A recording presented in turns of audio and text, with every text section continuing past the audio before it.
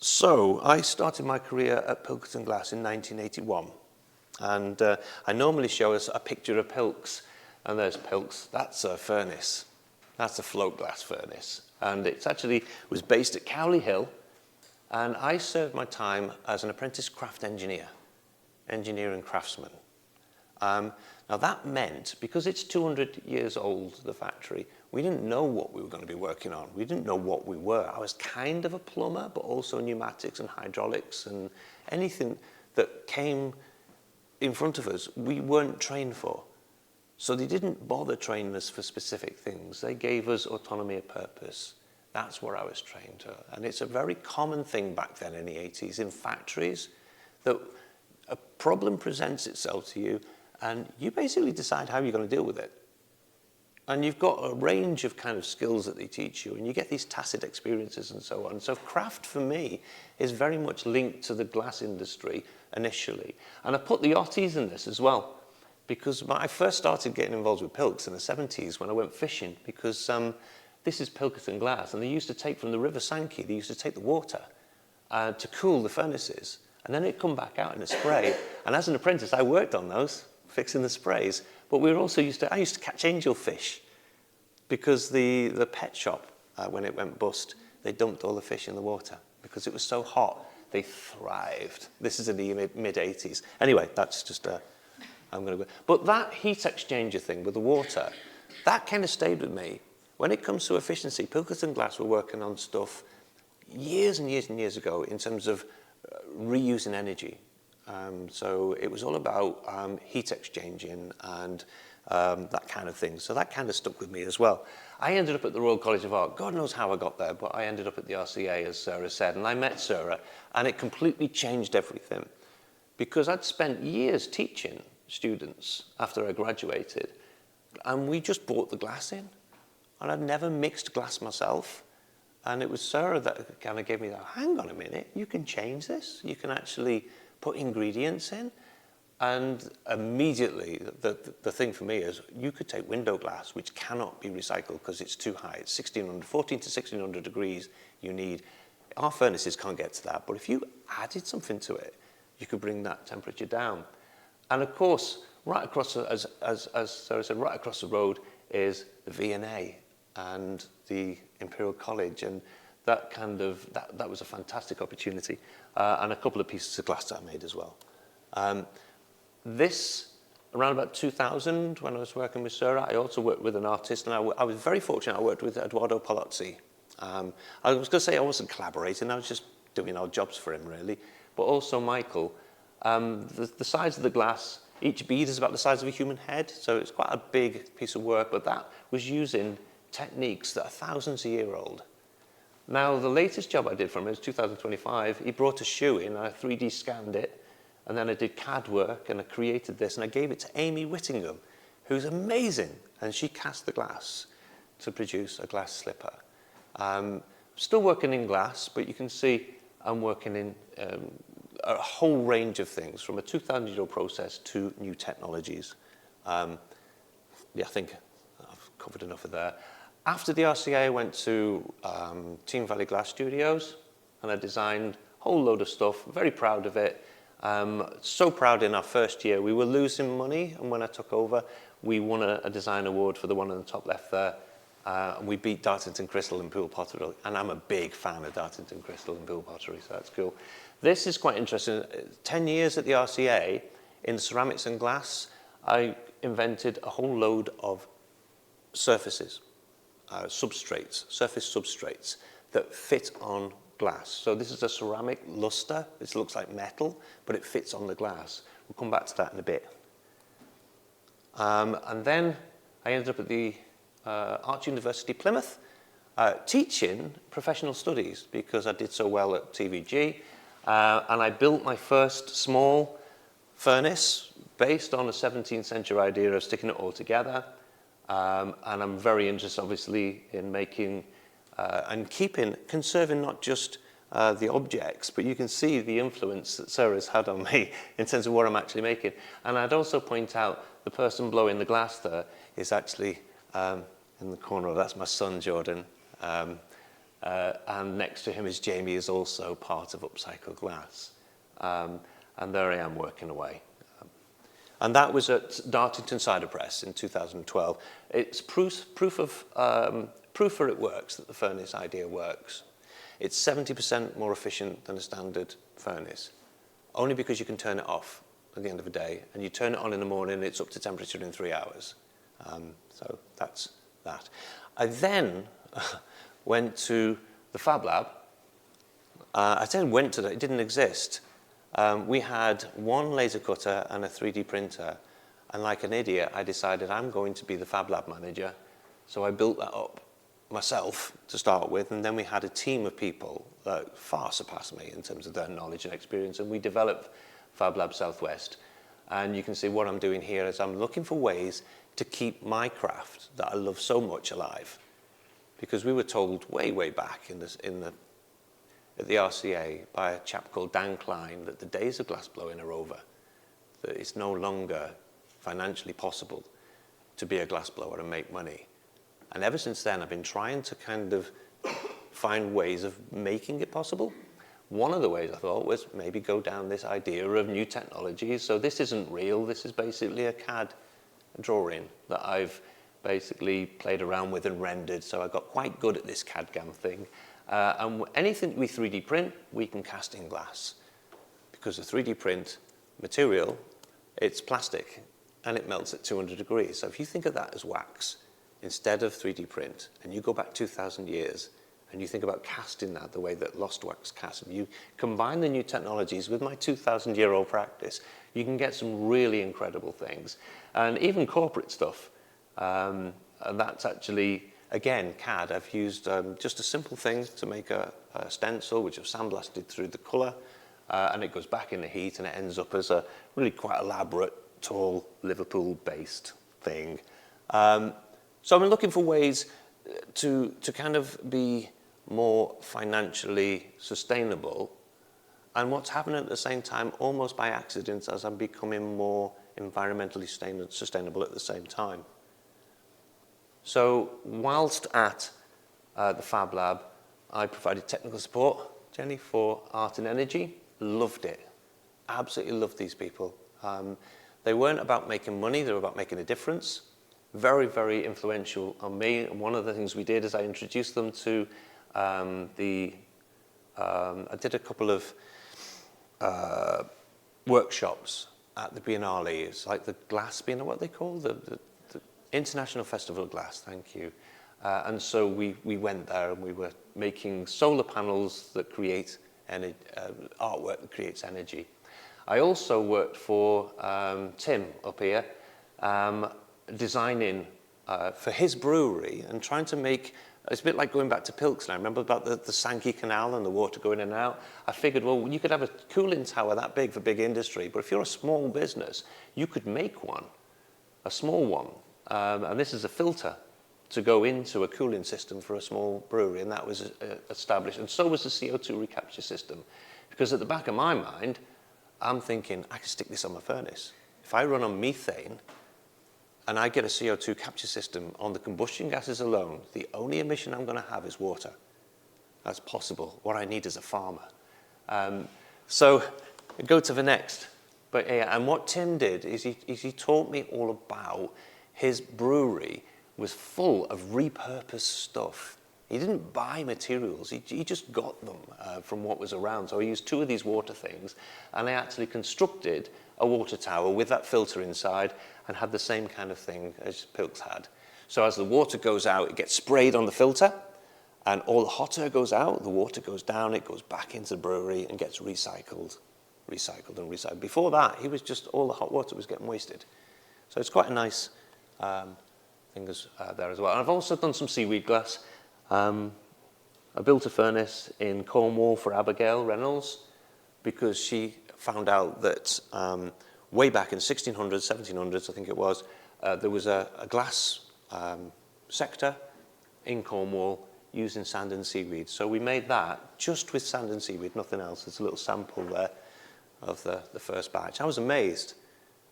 Just sand and seaweed together. And it was a dream to work with.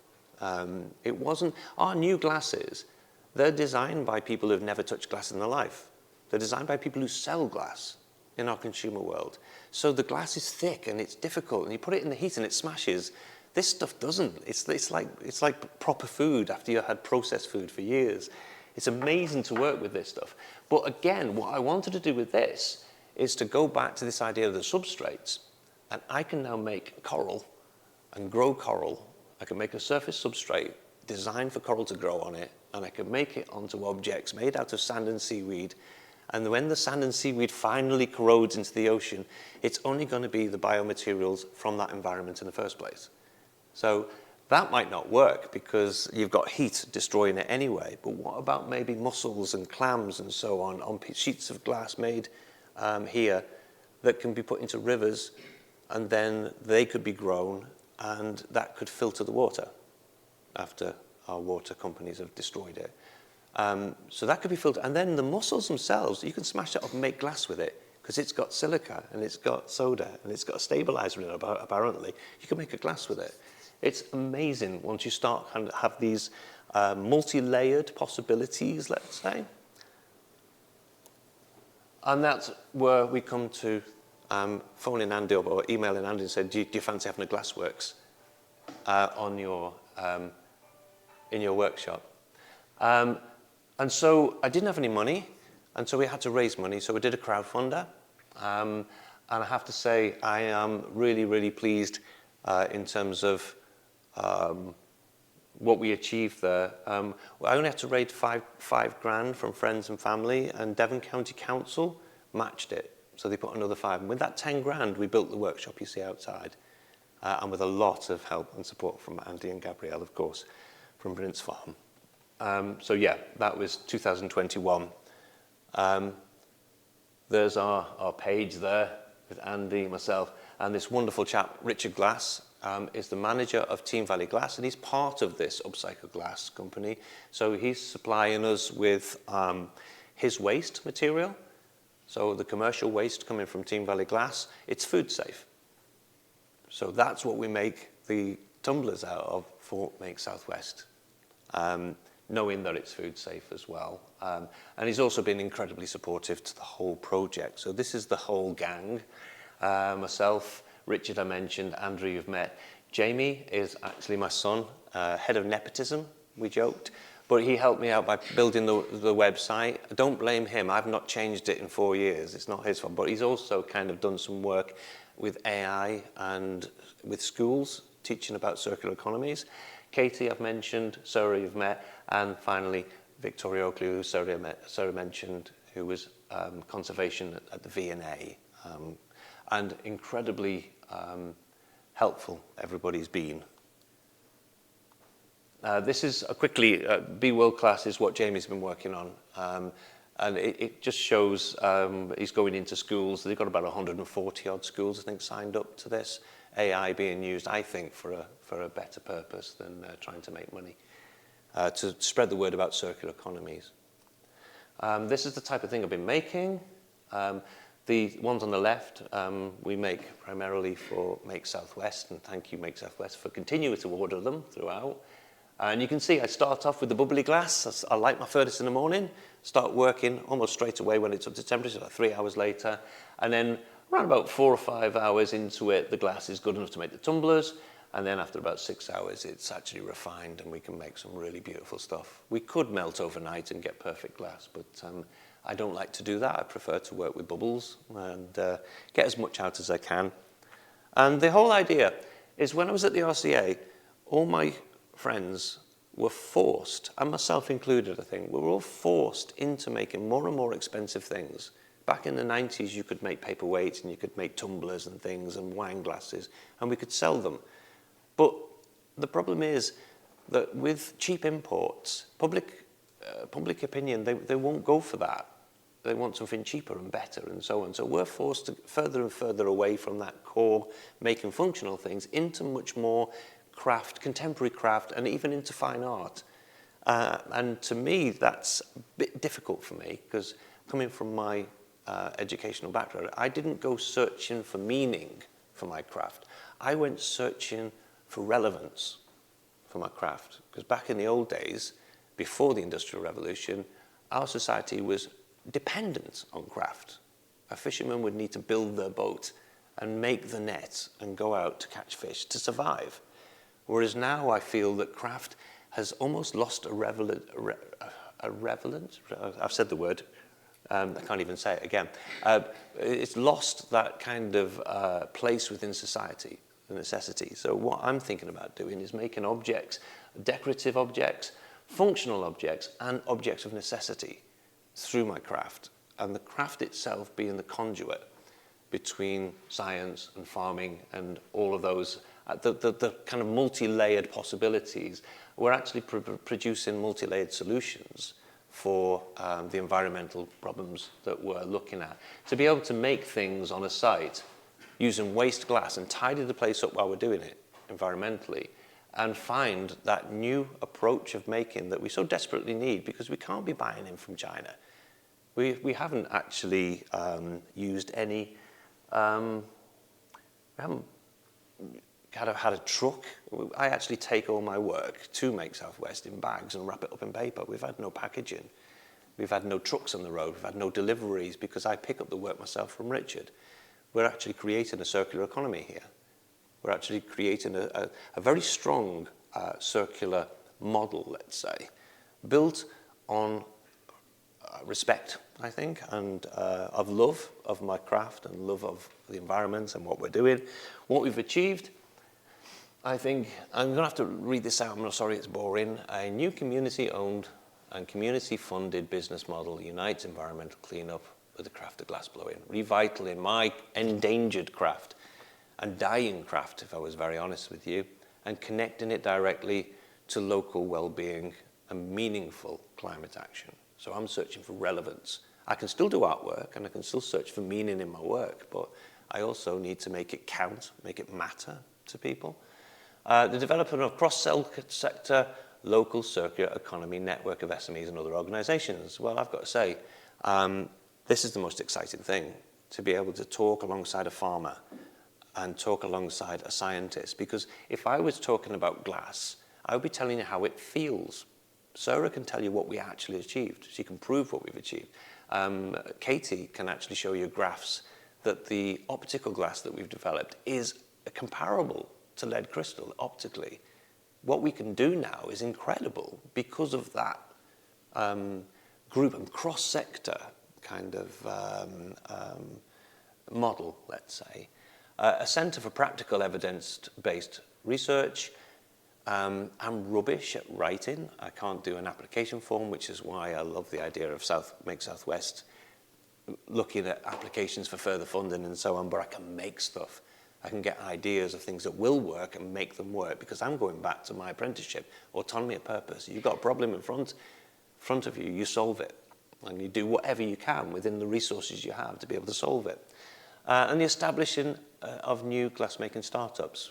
We've got Kate in here back there. I really do hope you get involved and not only learn more about glassblowing, but learn how to build your own furnace and learn how to be sustainable and start your own. And we can kind of make this count. What's now possible? A sustainable furnace system. I designed that system. It's not designed for propane, it's designed for methane. So it might be possible, perhaps, to run it on biomethane, to dig a big pit, and put all the mess from all the farms around in there. We can run one tiny furnace out of that. We can put a CO2 capture system on it, and the only emission coming out of that combustion system will be water. That would be wonderful. And the CO2 we capture goes to a brewery free of charge, and they use it to either move the beer about or carbonate the beer. So we're not having to buy in CO2 from Russia or wherever it is we're dependent on. They're multi-layered solutions. There's so much more I could tell you about, but I would bore you senseless, I'm sure. Where did I get? It's only the first one, oh my goodness. The creation of a network of sustainable glass. Yeah, I turned down the possibility of major funding, Innovate UK, because I don't want somebody to be the director that comes along and then owns everything, because they've invested heavily. I don't want the shape of this to be about making money and growth. What I tried to say to them, you can grow this because McDonald's isn't big. But you could put a waste management centre on every site up and down the country with a free glasswork next to it that's just benefiting from the waste management system, let's say. So it is possible, I think, to have a situation where you've got zero material costs, zero energy costs, no packaging. We could actually get an order from John Lewis's, and I'll just take it in plastic bags and, or paper bags and stuff to the local John Lewis in my area. And just like the Fab Lab, as one tiny workshop, but we're all around the world. Fab Labs are connected. There's a massive network, and we rely on each other when we get stuck. I'm closer to Barcelona than I ever was to Exeter in terms of getting help and the people I know. We could do the same thing. We could have waste management systems up and down the country, and not just glassblowing. Loads of crafts could actually benefit from using that, the materials and the energy possibilities. We've got establishments of carbon positive circular economy workshops within a network. I've said that, haven't I? Sorry. Open source dissemination of knowledge. Yeah, everything's free. I'm not going to try and patent things. I'm not going to try and keep everything to myself. Everything I do and everything I've learned, I'm actually going to make open source so that anybody can do this. And that stops that situation where you've got one person like a Mr. Musk comes along and buys it and keeps it all to himself. And it won't ever grow into a sustainable environmental solution. It'll become part of the growth thing that's all about making money. So that's not what it's about. So I'm hoping that working with Make Southwest, the possibilities for funding now don't have to come from industry. It don't have to come from natural places. It could come from a whole kind of range of sectors, from farming to craft to education to new technologies to new startups to environmental cleanups, all of that, all kind of linked together. There is tremendous possibility, I think, for a potential for growth, let's say. This is my conclusion. Thankfully, I've finished. At the Fab Lab, we created, because it wasn't me. It was Arts University Plymouth, of course, that gave the money to build that Fab Lab. But I built it up, basically, by wheeling it all in and teaching myself how to use it. And when a solution didn't exist, we actually designed equipment or machines or processes to make it happen. And at the core of that is my apprenticeship, is that autonomy of purpose that I was taught at my apprenticeship in Pilkington Glass, is just use what you can, you know, and make it work. And you've got your feet on the ground and your head in the clouds at the same time. It's wonderful. And I personally believe that in our eagerness to actually move more in towards science and technology is not going to save us. It's going to make us drive more efficiently and quickly into disaster, because it's all about growth. Growth is about using the resources, and it's about digging things up out of the ground. I'm talking about we're losing the practicability to transfer ideas into tangible, achievable outcomes, things that work. Do you remember smart motorways? How much money went into smart motorways? Millions and millions of pounds. And then you realize, hang on a minute, this is stupid, because they never asked a driver and a pickup truck, would you actually go into that lane, pull in front of a car, come back, hook them up and take them?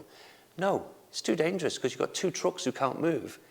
And people were getting killed because trucks were going straight through. That's the problem we've got. We're thinking about things on paper. We're not actually using practical, simple rationality when we come about what are we going to do about the climate.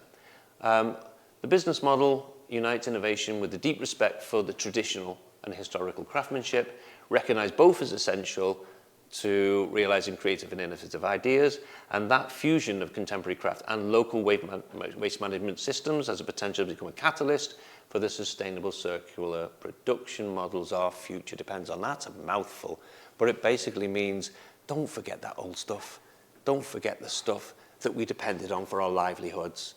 Just because we can kind of go more towards the technology, it's not always the answer. The answer is that and the simplicity of ideas and trying to make things that will actually work.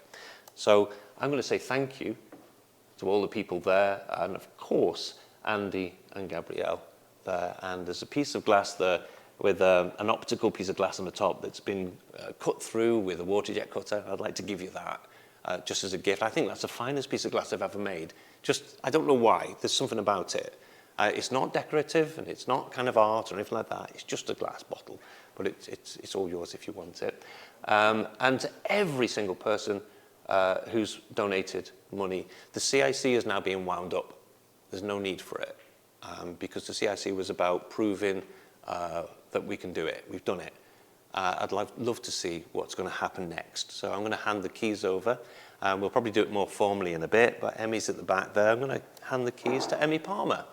Would you like to come forward, Emmy? Or would you like to just hide?